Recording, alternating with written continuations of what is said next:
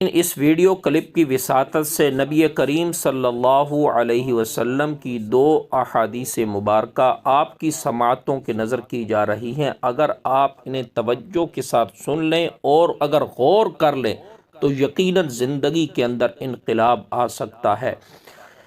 حضرت سیدنا عقبہ ابن عامر رضی اللہ تعالی عنہ سے روایت ہے، آپ صلی اللہ علیہ وسلم نے فرمایا، جب تم اللہ عز و جل کو دیکھو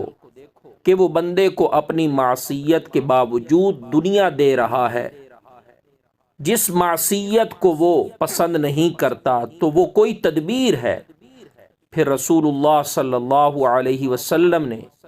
یہ آیت مبارکہ تلاوت فرمائی، جس کا ترجمہ یہ ہے،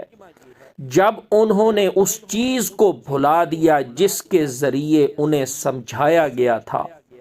تو ہم نے ان پر ہر چیز کے دروازے کھول دیے، حتیٰ کہ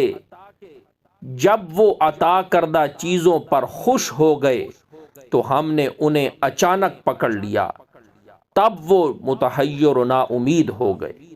تو اس حدیث پاک سے یہ بات معلوم ہوئی کہ دنیا کی فراوانی کا آ جانا یہ اللہ تبارک و تعالی کی رضامندگی کی دلیل نہیں ہے۔ دوسری حدیث پاک آج کے ہمارے سبق کا جو حصہ ہے، حضرت سیدنا ابو ہریرہ رضی اللہ تعالی عنہ بیان کرتے ہیں کہ رسول اللہ صلی اللہ علیہ وسلم نے ارشاد فرمایا، یقیناً اللہ تبارک و تعالی تمہاری صورتوں اور اموال کو نہیں دیکھتا، بلکہ وہ تمہارے دلوں کو اور اعمال کو دیکھتا ہے۔ تو اس لیے انسان کو چاہیے کہ اپنے دل کے اندر اللہ تبارک و تعالی کا